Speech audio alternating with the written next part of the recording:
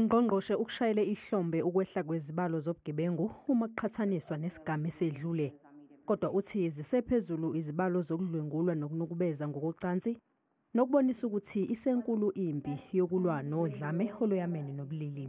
Fourth quarter statistics, as with the previous quarters, we are seeing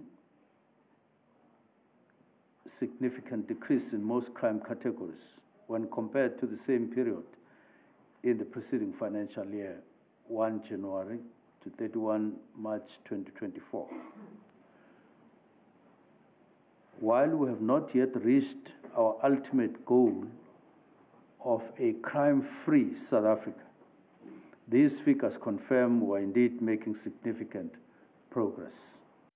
Behlile ubugebengu bokubulawa kwabantu ezifundazweni ezisishiyagalombili. We are encouraged that all but one province recorded a decrease in murder incidents. That is Northern Cape, despite contributing only 2% to the national murder statistics, recorded an increase nevertheless, which can't be ignored and will be addressed with the targeted actions. Ungqongqoshe uzichithile izinsolo zeMelika ezithi kubulawa abalimi abamhlophe kulelizwe. Uthi ubugebengu benzeka kulelizwe buthinta wonke umuntu abuyi ngokobuhlanga. We don't want as a principle to do this to color matters, and because all of these people are South Africans, and that is what matters. There are matters who are concerned about matters, and we should stop all of them.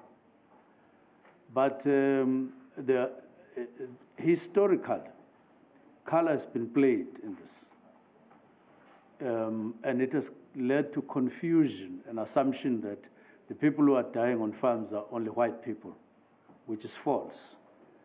Nakuba izibalo zobugebengu zibonise ukwehla ezweni lonke, kodwa ke amaphoyisa athi aqaphela ukuthi abantu abaningi bakulelizwe bazizwa bengaphephile ngenxa yobugebengu bokuhlaselwa kwabo.